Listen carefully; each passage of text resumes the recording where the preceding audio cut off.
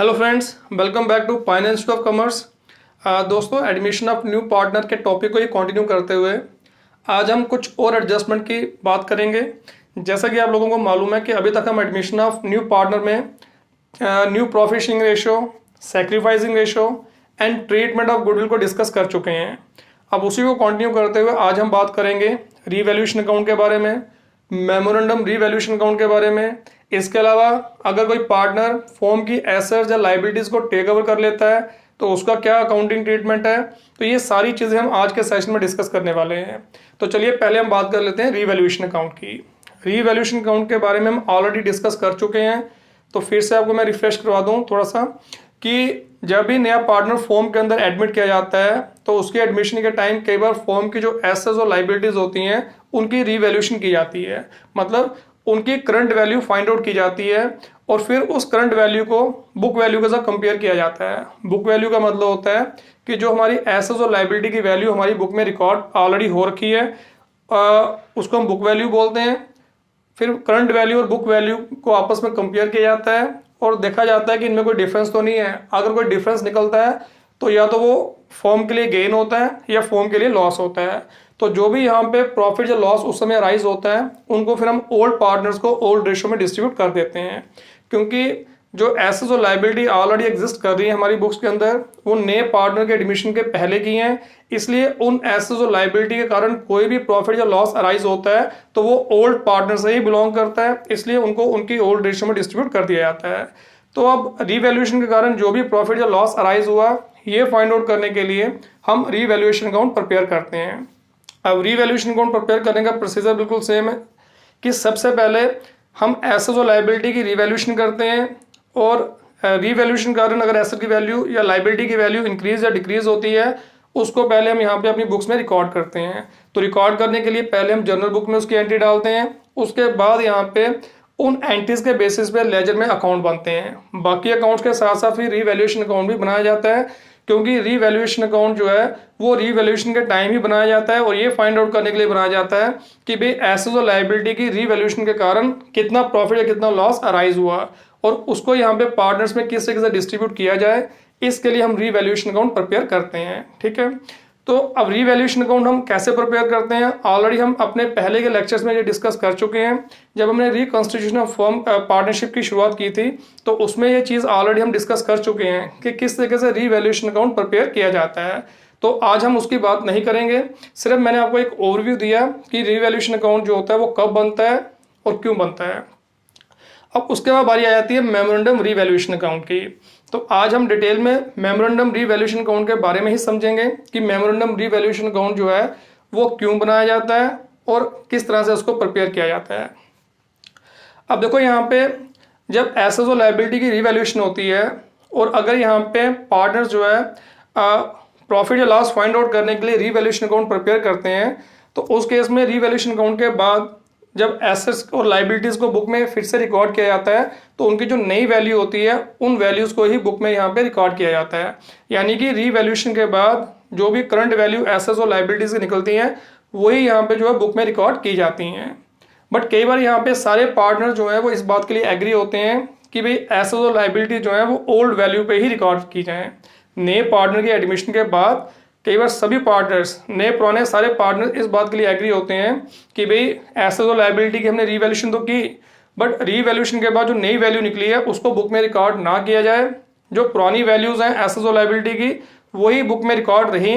तो उस केस में फिर हम यहाँ पे जो है रीवैल्यूएशन की जगह मेमोरेंडम रीवैल्यूएशन अकाउंट प्रिपेयर करते हैं। ठीक है, अब मेमोरेंडम रीवैल्यूएशन अकाउंट जो है वो किस तरीके से प्रिपेयर किया जाता है ये मेरे पीछे इसका फॉर्मेट है। तो पहले हम फॉर्मेट को समझ लेते हैं, फिर मैं आपको बताऊंगा कि मेमोरेंडम रीवैल्यूएशन अकाउंट जो है वो क्यों और कैसे प्रिपेयर किया जाता है। तो पहले हम थोड़ा फॉर्मेट को समझ लेते हैं। अब देखो मेमोरेंडम रीवैल्यूएशन अकाउंट के दो पोर्शन है, दो पार्ट हैं इसके। जो पहला पार्ट है ये पूरा रीवैल्यूएशन अकाउंट की तरह ही है और दूसरा पार्ट जो है ये रीवैल्यूएशन अकाउंट का बिल्कुल रिवर्स है, यानी कि बिल्कुल उसके अपोजिट में प्रिपेयर किया जाता है। तो पहले हम समझ लेते हैं फर्स्ट पार्ट को किस तरीके से हम बनाते हैं। अब देखो अगर हमने मेमोरेंडम रीवैल्यूएशन अकाउंट प्रिपेयर किया है तो सबसे पहले हमें यहाँ पे इसमें भी यही देखना होता है कि जो हमने एसेट्स और लाइबिलिटी की रीवैल्यूएशन की है तो उसके कारण किस एसेट या किस लाइबिलिटी की वैल्यू जो है बढ़ी है। अगर किसी एसेट की वैल्यू बढ़ती है रीवैल्यूएशन के बाद, वो हमारे लिए गेन होता है, और अगर एसेट की वैल्यू कम हो जाती है तो हमारे लिए वो लॉस होता है। लाइबिलिटी में बिल्कुल ऑपोजिट, लाइबिलिटी की अगर वैल्यू कम हो जाती है रीवैल्यूएशन के बाद, हमारे लिए गेन, और अगर लाइबिलिटी बढ़ जाती है तो हमारे लिए क्या हो गया, लॉस। तो सबसे पहले हम यहाँ पे जब मेमोरेंडम रीवैल्यूएशन अकाउंट प्रिपेयर करते हैं, इसमें भी रीवैल्यूएशन के साथ देखा जाता है कि किस एसेट या लाइबिलिटी में इंक्रीज डिक्रीज हुई है और उसके कारण हमें फायदा हुआ कि नुकसान हुआ। तो अगर यहाँ पे किसी भी एसेट में यहाँ पे डिक्रीज होती है, हमारे लिए वो लॉस। और जैसा मैंने आपको बताया हुआ कि रीवैल्यूएशन अकाउंट में लॉसेज हम कहाँ डालते हैं, डेबिट साइड। रीवैल्यूएशन अकाउंट जो होता है ये हमारा नॉमिनल अकाउंट होता है, यानी कि लॉसेस और गेन का यहाँ पे अकाउंट होता है। तो जो भी एसेट्स और लाइबिलिटी की रीवैल्यूएशन का लॉस या गेन होता है वो इसमें रिकॉर्ड करते हैं। वैसे ही यहाँ पे जो मेमोरेंडम रीवैल्यूएशन अकाउंट होता है ये भी हमारा नॉमिनल अकाउंट है। इसके फर्स्ट पार्ट में हम बिल्कुल रीवैल्यूएशन की तरह ही करते हैं कि जिस जिस एसेट या लाइबिलिटी में अगर कोई चेंज आती है उसके कारण अगर कोई गेन या लॉस होता है उसको हम यहाँ पे रिकॉर्ड करते हैं।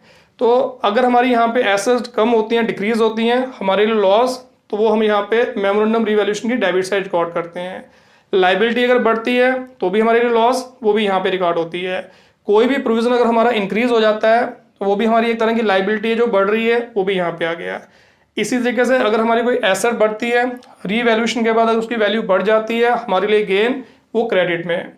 लाइबिलिटी की वैल्यू अगर डिक्रीज हो जाती है वो भी हमारे लिए गेन है कि पहले हमारी बुक्स के मुताबिक हमें लाइबिलिटी ज़्यादा पे करनी थी, अब रीवैल्यूएशन के बाद पता लगा कि कम पे करनी है, हमारे लिए वो गेन, वो भी यहाँ पे। इसी तरीके से अगर कोई प्रोविजन हमारा डिक्रीज हो जाता है तो वो भी हमारा गेन, वो भी यहाँ पे। इसके बाद फिर हम इसको बैलेंस करते हैं और बैलेंस करके जो प्रॉफिट या लॉस आता है उसको हम ओल्ड पार्टनर्स को उनकी ओल्ड रेशो में बांट देते हैं, जैसे हम रीवैल्यूएशन अकाउंट में करते हैं। ठीक है। क्रेडिट साइड बड़ी है, डेबिट छोटी है तो प्रॉफिट होगा, डेबिट बड़ी है, क्रेडिट छोटी है तो लॉस होगा। तो जो भी प्रॉफिट जो लॉस होता है उनको ओल्ड पार्टनर्स की ओल्ड रेशो में उनको डिस्ट्रीब्यूट कर देते हैं। क्लियर है। यहाँ तक तो बिल्कुल जैसा रीवैल्यूएशन अकाउंट में करते हैं बिल्कुल वैसा ही है। बट हमने यहाँ पे जब मेमोरेंडम रीवैल्यूएशन अकाउंट प्रिपेयर करना है उसके बाद इसके बाद हमारा सेकंड पार्ट भी इसमें प्रिपेयर किया जाता है। अब क्योंकि हमें यहाँ पे जो है हमारी एसेट्स और लाइबिलिटी ओल्ड वैल्यू पे ही अपनी बुक्स में रिफ्लेक्ट करनी है, उसलिए फिर हम क्या करते हैं, यहाँ पे जो भी हमने ये रीवैल्यूएशन अकाउंट बनाया होता है इसको हम यहाँ पे रिवर्स कर देते हैं। मतलब जो मेमोरेंडम रीवैल्यूएशन अकाउंट की डेबिट में आया है वो यहाँ क्रेडिट में डाल देते हैं, और जो क्रेडिट में आया है वो डेबिट में डाल देते हैं। इसके बाद इसको बैलेंस करते हैं और जो प्रॉफिट लॉस निकलता है उनको फिर सभी पार्टनर्स को उनकी न्यू रेशो में बांटा जाता है। ठीक है। जो डेबिट में वो क्रेडिट में, और जो क्रेडिट में वो डेबिट में। और अगर ऊपर वाले पोर्शन में प्रॉफिट निकला है तो नीचे वाले पोर्शन में लॉस निकलेगा, अगर ऊपर वाले पोर्शन में लॉस निकला है तो नीचे वाले पोर्शन में हमारा प्रॉफिट निकलेगा। तो इस तरीके से रिवर्स ऑर्डर में यहाँ पे जो है एंट्री रिकॉर्ड करके फिर जो भी प्रॉफिट लॉस निकलता है उनको यहाँ पे सभी पार्टनर्स, नए पुराने सभी पार्टनर्स को उनकी न्यू रेशो में यहाँ पे डिस्ट्रीब्यूट कर दिया जाता है। तो मतलब कहने का है कि एक तरह से जो हमने ऊपर ये एंट्री रिकॉर्ड की है उसको कैंसिल करने के लिए फिर हम यहाँ पे रिवर्स ऑर्डर में एंट्री डालते हैं। ठीक है। ताकि हमारी यहाँ पे जो इंक्रीज या डिक्रीज हुई वैल्यू है वो बाकी हमारी पुरानी वैल्यू पे आ जाए। तो इसलिए जब रिवर्स करते हैं तो हमारी यहाँ पे जो इंक्रीज डिक्रीज हमने रिकॉर्ड किया वो कैंसिल हो जाती है, और उसके कारण जो रिजल्ट आता है प्रॉफिट लॉस का वो फिर हम यहाँ पे सभी पार्टनर्स को यहाँ पे डिस्ट्रीब्यूट कर देते हैं। ठीक है। इस तरीके से फिर मेमोरेंडम रीवैल्यूएशन अकाउंट जो होता है वो कंप्लीट होता है। अब देखो, चाहे हम रीवैल्यूएशन अकाउंट बनाएं चाहे हम मेमोरेंडम रीवैल्यूएशन अकाउंट बनाएं, जो नेट इम्पैक्ट पड़ता है यहाँ पे ट्रांजैक्शन का वो सेम पड़ता है। मतलब ये यहाँ पे किसी चीज़ को यहाँ पे अपनी बुक्स में रिफ्लेक्ट करने के दो रास्ते हैं। ठीक है।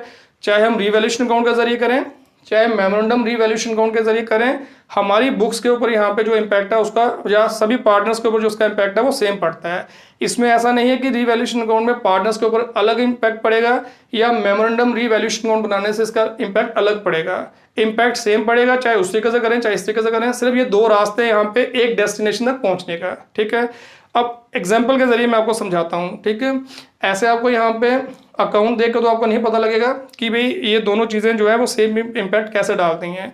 एक एग्जाम्पल लेते हैं, फिर एग्जाम्पल के जरिए मैं आपको समझाता हूँ कि कैसे रीवैल्यूएशन या मेमोरेंडम रीवैल्यूएशन का पार्टनर्स के ऊपर जो इम्पैक्ट है वो सेम पड़ता है। इसमें किसी को भी कोई ज़्यादा नफा नुकसान नहीं होता। जो चीज़ रीवैल्यूएशन अकाउंट के कारण होती है वही यहाँ पे मेमोरेंडम रीवैल्यूएशन के टाइम भी होती है। तो अब इसका स्क्रीनशॉट ले सकते हैं। तो फिर हम स्टार्ट करते हैं और एग्जाम्पल के जरिए मैं आपको समझाऊंगा कि किस तरीके से दोनों का इम्पैक्ट जो है वो सेम पड़ता है। तो चलिए अब इसको मिटा देते हैं।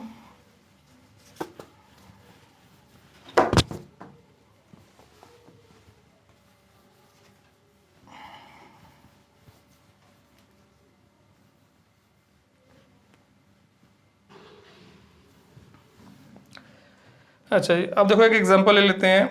मान लो यहाँ पे दो पार्टनर हैं ए एंड बी। इनकी यहाँ पे जो एसेट्स हैं, ठीक है, एसेट कोई भी हो सकती है, फिलहाल हम यहाँ पे ले लेते हैं टोटल एसेट्स। इनकी जो एसेट्स हैं उनकी इनकी जो बुक वैल्यू है 1 लाख है, बुक वैल्यू। ठीक है, इनकी बुक में यहाँ पे जो एसेट्स की वैल्यू रिफ्लेक्ट कर रही है 1 लाख है। मान लो इन्होंने यहाँ पे सी को एडमिट किया न्यू पार्टनर, सी एज न्यू पार्टनर।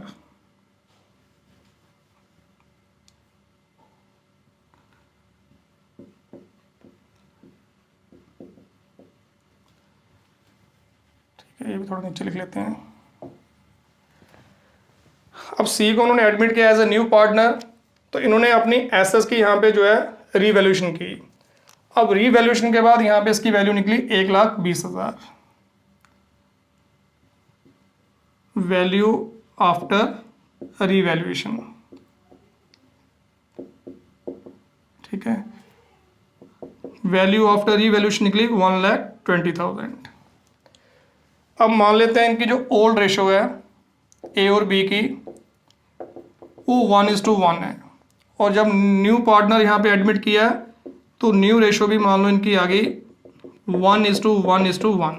ठीक है, तो अब अगर यहाँ पे इनकी रीवैल्यूएशन हुई तो एसेट की वैल्यू निकली 1,20,000, जबकि पहले उनकी बुक वैल्यू कितनी 1 लाख। तो सीधा हमें यहाँ पे 20,000 का यहाँ पे गेन नजर आ रहा है। ठीक है, एक एग्जांपल ये खाली मैंने एसेट्स की, बाकी हम एसेट्स लायबिलिटी सभी को लेकर यहाँ पे देखेंगे तो रिजल्ट नेट सेम आएगा। अब ये जो प्रॉफिट है, प्रॉफिट कितना है यहाँ पे 20,000, प्रॉफिट ऑन रीवैल्यूएशन। अब प्रॉफिट ऑन रीवैल्यूएशन आ गया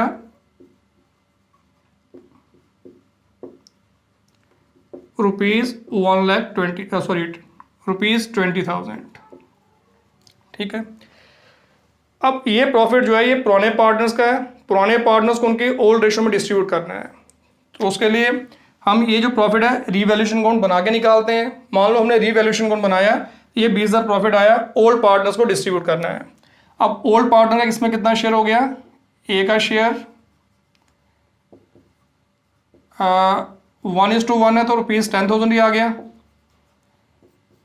बी का शेयर ये भी ₹10,000 आ गया। ठीक है, अच्छा जी, ये हो गया कि अगर रीवैल्यूएशन अकाउंट प्रिपेयर करते हैं।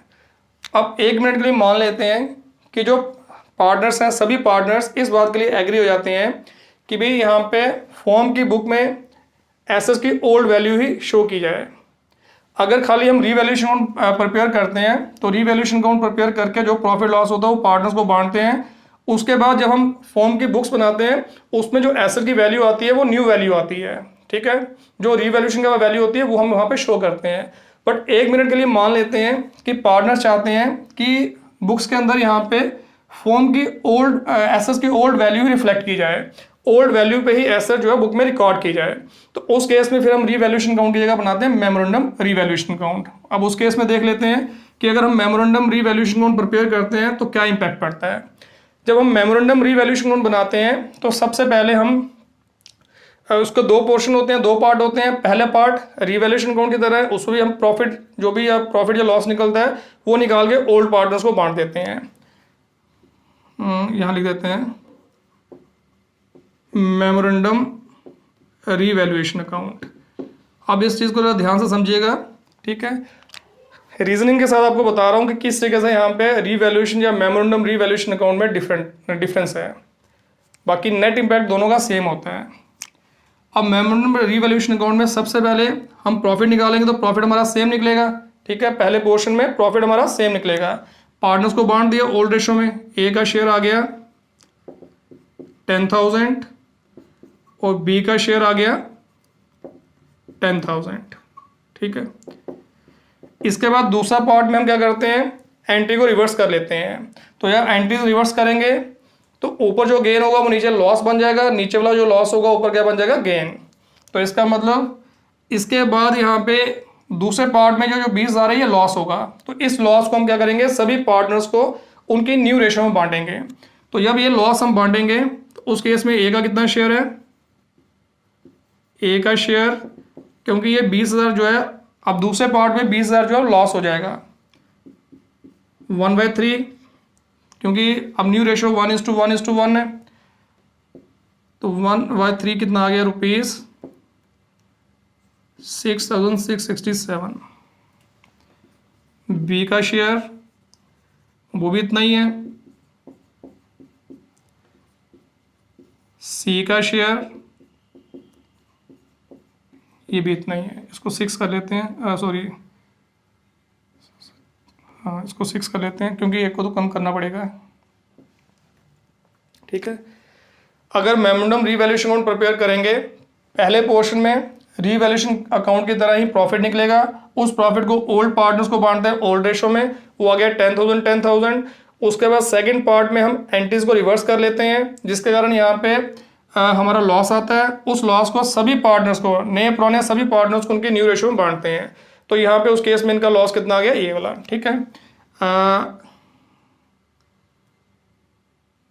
ये लॉस है, ये यहाँ आ गया प्रॉफिट, इसको प्रॉफिट लिख लेते हैं, ठीक है। अब देखो नेट इम्पैक्ट क्या पड़ा, नेट बेनिफिट ए और बी को कितना आया, सी के हिस्से में तो लॉस आया, ए और बी के हिस्से में नेट इम्पैक्ट क्या पड़ा। अगर 10,000 इनको प्रॉफिट मिला और 6,667 इनको लॉस भी हुआ, तो इनको यहाँ पे जो नेट बेनिफिट है वो कितना हुआ, 3,333, ठीक है। पहले केस में देखो यहाँ खाली हम रिवैल्यूएशन अकाउंट बनाते हैं, वहां पे ए और बी को कितना प्रॉफिट हुआ, 10,000। मेमोरेंडम रिवैल्यूएशन अकाउंट के केस में यहाँ पे इनको जो नेट इनको प्रॉफिट मिला, नेट जो गेन मिला वो 3,333 आया, क्योंकि प्रॉफिट में से जो इनको लॉस इनके हिस्से में आया वो माइनस करके नेट जो गेन हुआ वही आया, ठीक है। अब आप कहोगे भी रीवैल्यूएशन अकाउंट के केस में तो इनको बेनिफिट ज़्यादा है, जबकि मेमोरेंडम रीवैल्यूएशन अकाउंट में इनका बेनिफिट कम है। सिर्फ यहाँ पे ये आंखों का धोखा है, ठीक है। अगर ध्यान से अगर हम देखेंगे समझेंगे तो इसमें यहाँ पे ना पहले केस में एक्स्ट्रा गेन है, ना दूसरे केस में यहाँ पे इनको कम इनको बेनिफिट है। दोनों केसेस में इनका बेनिफिट जो है तकरीबन सेम रहता है। कैसे, देखो पहले केस में यहाँ पे जो भी हमारी यहाँ पे एसेट की वैल्यू जो है रीवैल्यूएशन की गई, जो भी वहाँ पे गेन हुआ दोनों पार्टनर्स को बांटा 10,000। उसके बाद बुक के अंदर यहाँ पे जो है नई वैल्यू जो रिकॉर्ड की जाती है। अब यहाँ पे फॉर्म की बुक में यहाँ पे जो एसेट की वैल्यू रिफ्लेक्ट की जाएगी वो कितनी की जाएगी, 1,20,000, ठीक है। जबकि इस केस में यहाँ पे जो एसेट्स की वैल्यू है वो पुरानी ही रिफ्लेक्ट की जाएगी, 1 लाख। अब इस चीज़ को ध्यान से समझना ज़रा।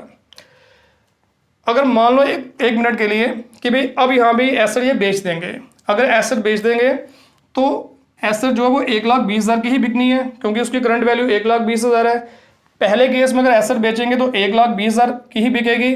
उस केस में यहाँ पे कोई फ़ायदा कोई नुकसान नहीं है। जो फ़ायदा नुकसान था हमने पहले ही वो यहाँ पे कंसिडर करके बुक में रिकॉर्ड कर लिया है। अब अगर यहाँ पे एसेट बेचते हैं नए पार्टनर के एडमिशन के बाद, तो इस केस में यहाँ पे नो प्रॉफिट नो लॉस, क्योंकि 1,20,000 हमारी बुक में एसेट की वैल्यू रिकॉर्ड हो चुकी है और हम यहाँ पे उसी रेट पे उसको आगे बेचेंगे क्योंकि करंट वैल्यू है। तो इसका मतलब इसमें नो प्रॉफिट नो लॉस है। इस केस में क्या है, इस केस में अगर हम एसेट बेचते हैं यहाँ पे रीवैल्यूएशन के बाद, अब हमारी जो एसेट है वो हमारी बुक में 1 लाख है, जबकि उसकी करंट वैल्यू 1,20,000 है। अगर उसकी करंट वैल्यू 1,20,000 है तो इसका मतलब यहाँ पे हमें यहाँ पे प्रॉफिट कितना होगा, हमें यहाँ पे जो प्रॉफिट होगा वो 20,000 होगा, ठीक है। 1 लाख की चीज़ 1,20,000 की बिकेगी तो हमें यहाँ पे उस केस में प्रॉफिट कितना आएगा, 20,000। रीवैल्यूएशन करने के बाद नया पार्टनर आने के बाद 1 मिनट के लिए मान लेते हैं कि एसेट हम बेच देंगे। अगर बेचेंगे तो करंट वैल्यू पे बिकेगी, तो उसमें यहाँ पे 20,000 का प्रॉफिट होगा। अब इस 20,000 जो प्रॉफिट हुआ है इस पे यहाँ पे तीनों पार्टनर का राइट है, क्योंकि ये एडमिशन के बाद बेची गई हैं। अगर तीनों पार्टनर्स का राइट है तो 1:1:1 की रेशो में हम ये प्रॉफिट बांटेंगे। ए को कितना मिला, फिर वही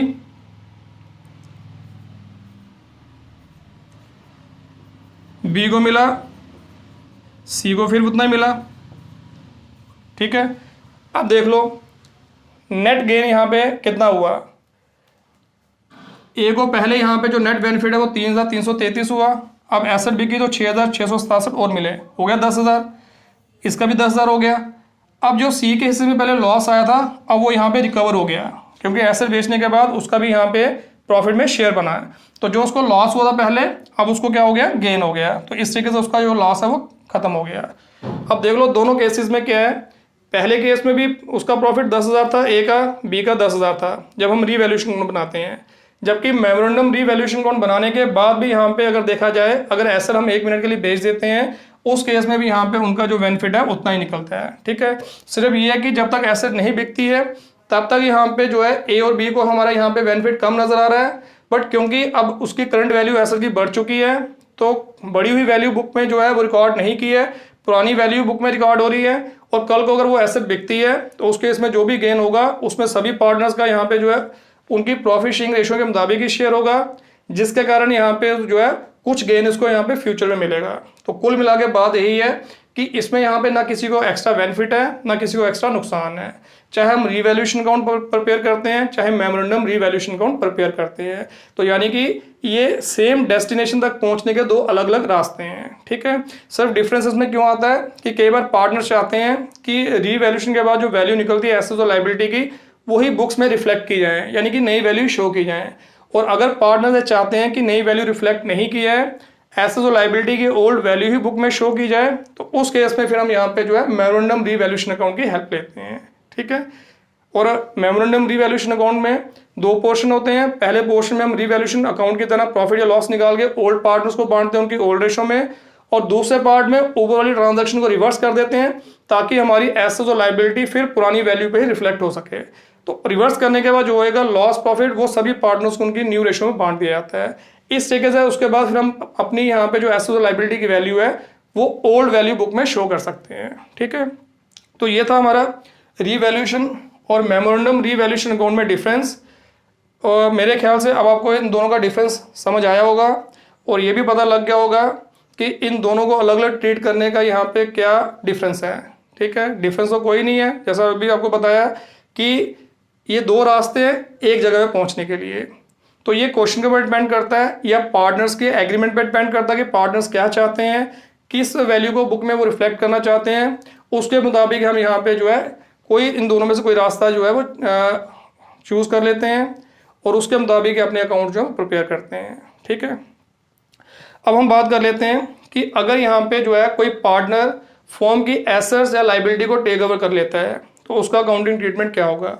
तो सबसे पहले उसके हम जर्नल एंट्रीज करते हैं, उसके बाद ही लेजर अकाउंट बनते हैं। तो अब इनकी क्या जर्नल एंट्रीज होंगी अगर कोई पार्टनर फर्म की एसेट्स या लायबिलिटी को टेक ओवर कर लेता है। तो आप थोड़ा उसको समझ लेते हैं।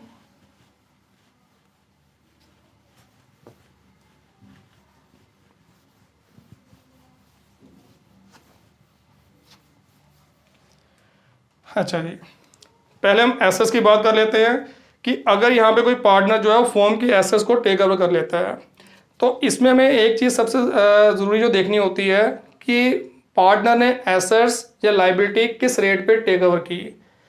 अगर यहाँ पे पार्टनर जो है बुक वैल्यू पे ही एसेट्स को टेक ओवर कर लेता है, पहले हम एसेट्स की बात करेंगे फिर लायबिलिटी पे आएंगे। अगर कोई पार्टनर फर्म की एसेट टेक ओवर करता है उसकी बुक वैल्यू पे, उस केस में क्या एंट्री बनेगी। अब देखो, जब भी कोई पार्टनर फर्म की एसेट को टेक ओवर करता है, फर्म की एसेट ले जाता है, उसमें 2 अकाउंट कौन कौन से हैं, एक तो एसेट अकाउंट होगा, दूसरा पार्टनर, और पार्टनर के लिए कौन सा अकाउंट होगा, कैपिटल। ठीक है, और एसेट का क्या रूल होता है, एसेट फर्म के अंदर जब जब बढ़ेंगी, बिजनेस के अंदर बढ़ती है डेबिट, कम होती है तो क्रेडिट। अब यहाँ पे पार्टनर जो है एसेट लेके जा रहा है तो एसेट कम हो रही है, उसको क्या करेंगे, क्रेडिट। तो जब भी पार्टनर जो है वो फर्म के कोई भी एसेट अगर लेके जाता है या कोई भी एसेट जो है टेक ओवर कर लेता है, उसका फर्म के अंदर क्लेम जो है कम हो जाता है। ठीक है, मतलब कहने का कि अगर कोई पार्टनर कोई फर्म की एसेट लेके जा रहा है, इसका मतलब ये नहीं है कि उसको फ्री में दी जा रही है या उसको गिफ्ट के रूप में दी जा रही है। इसका मतलब जो उसने फर्म के अंदर इन्वेस्टमेंट कर रखी है उसकी इन्वेस्टमेंट के मुताबिक ही यहाँ पे जो है वो एसेट्स या लाइबिलिटी को टेक ओवर कर सकता है। तो अगर वो बिजनेस की कोई एसेट टेक ओवर करता है तो इसका मतलब एक तरह से वो अपनी कैपिटल जो है वो निकाल रहा है, बिजनेस से अपनी कैपिटल जो है वो निकाल रहा है। तो कोई भी अगर ऐसे वो टेक ओवर करता है जिसकी वजह से पार्टनर की कैपिटल जो है बिजनेस के अंदर कम हो जाती है, उसका क्लेम जो है बिजनेस के अंदर कम हो जाता है। कैपिटल अगर बढ़ेगी डेबिट में, कम होगी तो क्या करेंगे, कैपिटल अगर बढ़ती है क्रेडिट में, कम होती है तो डेबिट में। तो यहाँ पे कैपिटल जो है कम हो जाएगी तो एंट्री आएगी कैपिटल अकाउंट की डेबिट साइड।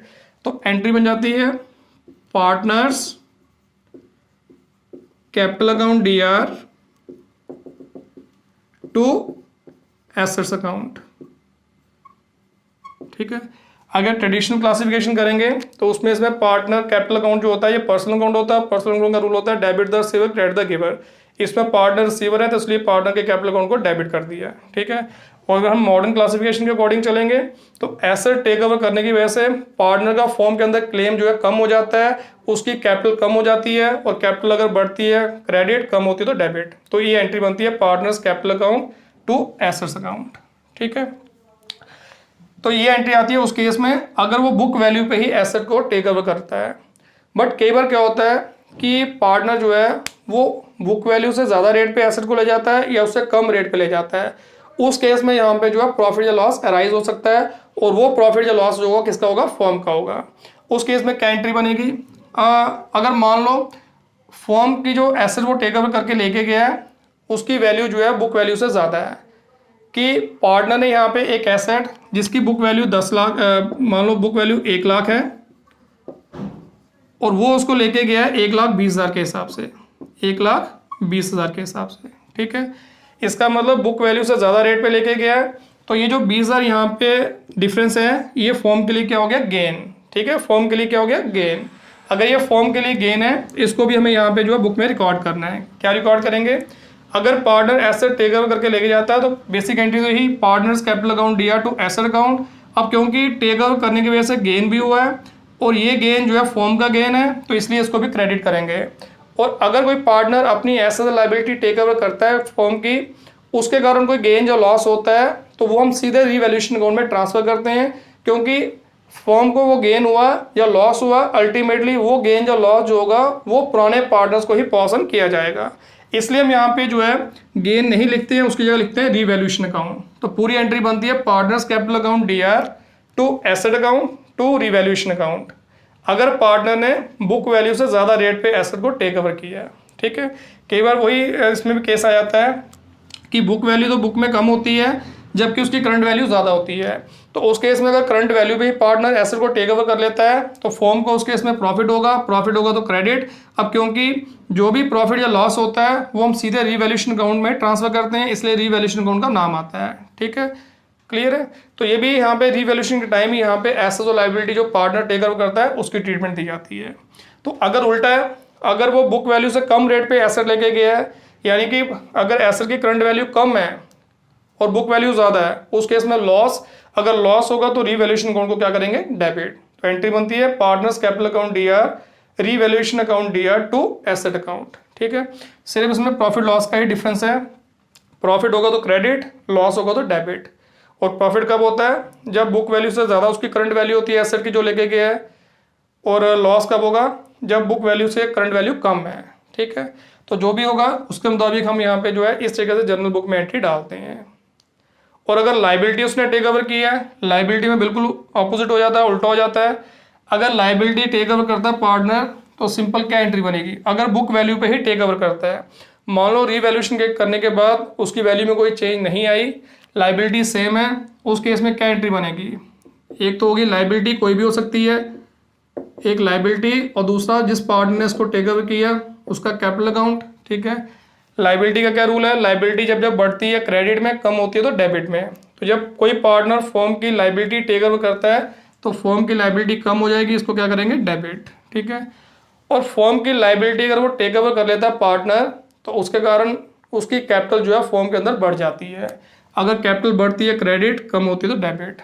अब आप यहाँ पे क्वेश्चन रेज कर सकते हो कि अगर फर्म की लायबिलिटी पार्टनर टेक ओवर कर रहा है तो उस केस में पार्टनर की लायबिलिटी कैसे बढ़ पार्टनर की जो कैपिटल है वो कैसे बढ़ जाती है। अब देखो मैं फिर बता रहा हूँ, यहाँ जैसे एसेट के केस में था सेम वही केस लाइबिलिटी का भी है कि अगर कोई पार्टनर फर्म की लाइबिलिटी टेक ओवर कर रहा है, मतलब पार्टनर जो है फर्म की वो लाइबिलिटी पे कर रहा है, इसका मतलब ये नहीं है कि वो अपनी जेब से वो लाइबिलिटी पे करेगा और फर्म से यहाँ पे इसके लिए कुछ नहीं लेगा। फिलहाल वो एक तरह से फर्म के बिहाफ पे ये लाइबिलिटी पे कर रहा है। तो इसका मतलब मान लो यहाँ पे फर्म की लाइबिलिटी 10,000 है, अब एक पार्टनर कहता है भी ये लाइबिलिटी फिलहाल मैं पे कर दूंगा, तो मतलब उस पार्टनर ने इस लाइबिलिटी को टेक ओवर कर लिया। अगर उसने ये लाइबिलिटी पे कर दी, इसका मतलब ये नहीं कि वो अपनी पर्सनल लेवल पे ये लाइबिलिटी पे करेगा। फिलहाल उसने यहाँ पे ये लाइबिलिटी पे कर दी, बट अब यहाँ पे जो है जो 10,000 फर्म ने किसी दूसरे व्यक्ति को देना है, अब वही पैसा उसने पार्टनर को भी देना है। तो एक तरह से यहाँ पे पार्टनर की एक नई इन्वेस्टमेंट है। एक तरह से पार्टनर जो है वो 10,000 रुपया और बिजनेस के अंदर इन्वेस्ट कर रहा है। तो इसका मतलब उसके यहाँ पे जो कैपिटल है वो बिजनेस के अंदर बढ़ रही है कि पहले उसने 2 लाख रुपए लगाया हुआ है, अब वो 10,000 फर्म की लाइबिलिटी पे कर रहे हैं। इसका मतलब अब उसका बिजनेस में कितना पैसा लग गया, 2,10,000। तो इसका मतलब ये हरगिज नहीं है कि वो लाइबिलिटी पे कर रहा है तो मतलब बिजनेस की लाइबिलिटी उतार रहा है और बदले में कुछ नहीं लेगा। तो जितनी लाइबिलिटी उसने बिजनेस के लिए पे की है वो बिजनेस से क्लेम करेगा, तो वो उसकी कैपिटल में ऐड हो जाती है एज ए न्यू इन्वेस्टमेंट। तो कोई भी लाइबिलिटी अगर पार्टनर टेक ओवर करता है उसकी वजह से पार्टनर की कैपिटल बढ़ जाती है, इसलिए यहाँ पे उसको हम क्या करेंगे, क्रेडिट। तो एंट्री बनती है liability account DR to capital account. इस चीज को ध्यान से समझ लेना,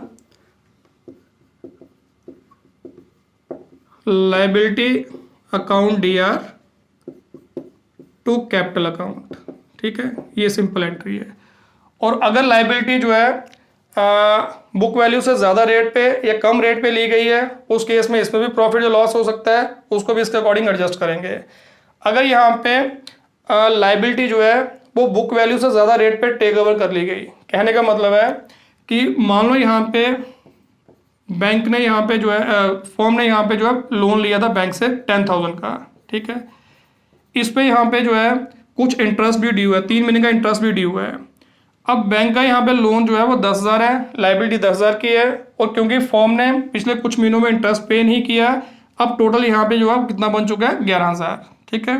तो अगर यहाँ पे पार्टनर जो है ये बैंक लोन पे कर रहा है फर्म के बिहाफ पे, तो उसको 11,000 ही पे करना पड़ेगा, जबकि लोन की असल वैल्यू कितनी है, 10,000। ये जो 1,000 एक्स्ट्रा यहाँ पे राइज हुआ ये इंटरेस्ट के कारण राइज हुआ। तो हम ये कह सकते हैं कि लाइबिलिटी की बुक वैल्यू हमारी बुक्स में वैल्यू 10,000 थी, अब क्योंकि इंटरेस्ट उस पर पे नहीं किया गया जिसकी वजह से वो लाइबिलिटी बढ़ के 11,000 हो गई है। तो अब यहाँ पे पार्टनर ने अगर इस रेट पे इसको यहाँ पे जो है टेक ओवर किया है तो 1,000 जो है वो फर्म के लिए क्या हो गया, नुकसान, ठीक है। तो अगर यहाँ पे बुक वैल्यू से ज़्यादा रेट पे लाइबिलिटी टेक ओवर की जाती है तो नुकसान है। तो जो भी यहाँ पे लाइबिलिटी टेक करने पे प्रॉफिट या लॉस होता है उसको भी हम रीवैल्यूएशन अकाउंट में ही डेबिट क्रेडिट करते हैं। तो नुकसान है, लॉस है, तो उसको डेबिट करना है और यहाँ लिखेंगे क्या, रीवैल्यूएशन अकाउंट। तो एंट्री पूरी बन जाती है liability account DR, revaluation account DR to partners capital account, ठीक है। क्योंकि जब नया पार्टनर फर्म के अंदर एडमिट किया जाता है उस समय जब एसेट और लाइबिलिटी की रीवैल्यूएशन की जाती है तो रीवैल्यूएशन के दौरान ही यहाँ पे कई बार पार्टनर जो है वो एग्री कर जाता है, ठीक है, ये एसेट मैं ले जाऊंगा या ये लाइबिलिटी मैं पे करूंगा। तो उस केस में यहाँ पे जो है ये एंट्री आती हैं। और क्योंकि एसेट और लाइबिलिटी टेक ओवर करने से जो भी प्रॉफिट नुकसान होता है, प्रॉफिट या लॉस होता है, वो ओल्ड पार्टनर्स का होता है, इसलिए यहाँ पे वो प्रॉफिट लॉस भी रीवैल्यूएशन अकाउंट में ट्रांसफर करके बाकी प्रॉफिट लॉस के साथ साथ उसको भी ओल्ड पार्टनर्स को उनकी ओल्ड रेशियो में बांटा जाता है। इसलिए हम यहाँ पे रीवैल्यूएशन अकाउंट को डेबिट क्रेडिट करते हैं, ठीक है। और अगर लाइबिलिटी की वैल्यू बुक वैल्यू से कम है, कि पहले भी बुक में रिकॉर्ड थी 10,000 हमारी वैल्यू, बट अब यहाँ पे जो क्रेडिटर वो कहता है भाई आप मेरे को 8,000 पे ही मेरा अकाउंट जो है सेटल कर दो। इसका मतलब 10,000 की लाइबिलिटी अगर 8,000 के हिसाब से सेटल की जाएगी तो 2,000 यहाँ पे क्या हो गया, प्रॉफिट। अगर प्रॉफिट है उसको हम क्या करेंगे, क्रेडिट। उस केस में एंट्री बनती है liability account DR, partners capital account DR to revaluation account. Revaluation account आ गया प्रॉफिट के लिए। तो ये हमारी यहाँ पे जो ट्रांजैक्शन है बुक में रिकॉर्ड की जाती हैं। अगर पार्टनर, कोई भी पार्टनर फर्म की एसेट या लाइबिलिटी को टेक ओवर करता है उसमें 3 केस बन सकते हैं। अगर वो एसेट और लाइबिलिटी जो है बुक वैल्यू पे ही टेक ओवर कर लेता है फिर तो सिंपल एंट्री, बट अगर बुक वैल्यू से ज़्यादा रेट पे वो टेक ओवर करता है या कम रेट पे टेक ओवर करता है उसमें जो प्रॉफिट लॉस होगा उसकी भी एंट्री साथ आएगी, और वो जो प्रॉफिट लॉस होगा उसको हम रीवैल्यूएशन अकाउंट में ट्रांसफर करते हैं। इसलिए यहाँ पे प्रॉफिट लॉस की जगह हम लिखते हैं यहाँ पे रीवैल्यूएशन अकाउंट, ठीक है। तो दोस्तों ये थे हमारे यहाँ पे कुछ और नई एडजस्टमेंट के ट्रीटमेंट। तो अब अगले सेशन में भी हम यहाँ पे इसी को कंटिन्यू करते हुए एक हमारी एडजस्टमेंट और रह गई है जो नए पार्टनर के एडमिशन के टाइम की जाती है, और वो है कैपिटल के अंदर एडजस्टमेंट, जिसको हम आने वाले सेशन में डिस्कस करेंगे। तो मिलेंगे अपने अगले सेशन में। Thank you very much.